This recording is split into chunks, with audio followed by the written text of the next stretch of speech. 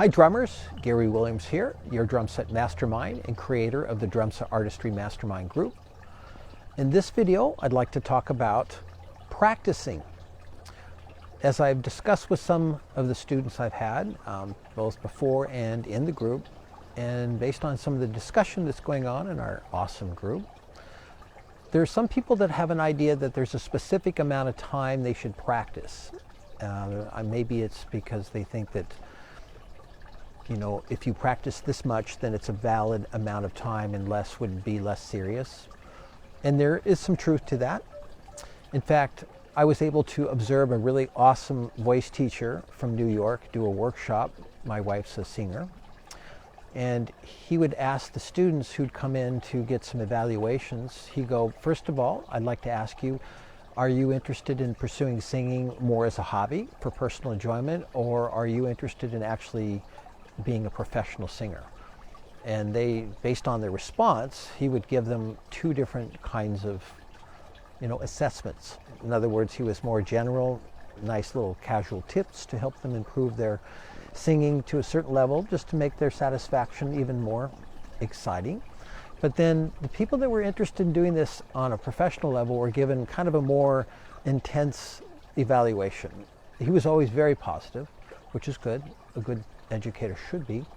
But the point being is that when you're practicing, it really depends on what level you would like to take your drumming. So if you're not a professional, but you would be interested in pursuing a career as a professional, then you're going to be practicing more than if you're just doing it for personal satisfaction. So that's kind of the first thing. The second thing is, it's not really how much time you practice, it's what you're practicing, and more importantly, the way in which you're practicing, because your approach to the drum set is going to determine the outcome. So if you're going about things too quickly, for example, which is often the case I observe, then you're certainly not going to acquire the feel inside. So if you want to go deep, you have to go slow. So you need to slow things down. And if you slow things down, then you're smart. You're not dumb, you're not slow, you're actually smart for slowing it down, because you want to play it and you want to get it inside your body comfortably, so then you can get it back out onto the drum set. So those are some other tips on just your general approach. But from there, what is it that you really want to practice has to do with what kind of music you want to play, of course.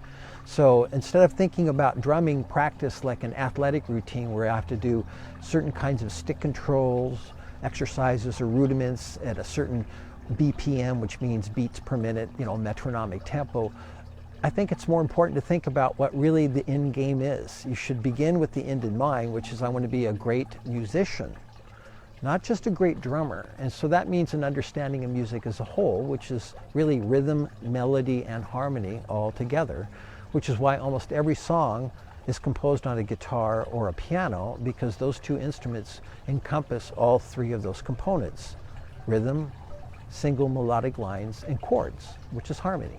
So when you're playing, musically speaking, you're thinking in phrases, not just exercises or beat patterns, and you're certainly not always thinking about things being at a certain tempo necessarily, because a lot of different kinds of music can be played at varying tempos.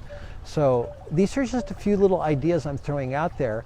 If you'd like more information on how to really fine-tune what it is that you need to practice, that's something we can definitely discuss if I get more information about your background, what kind of music you're really interested in, where your current music projects are, because it's always ideal to practice the things that you can apply to a musical playing situation so you can literally test drive them in a rehearsal. So private message me if you would like to get into this and develop a routine that's really going to help you advance your drumming to the level you want, because I really know how to help you do that. So otherwise, stay nice to yourself, continue practicing, and we'll talk to you again. Okay, take care. Bye.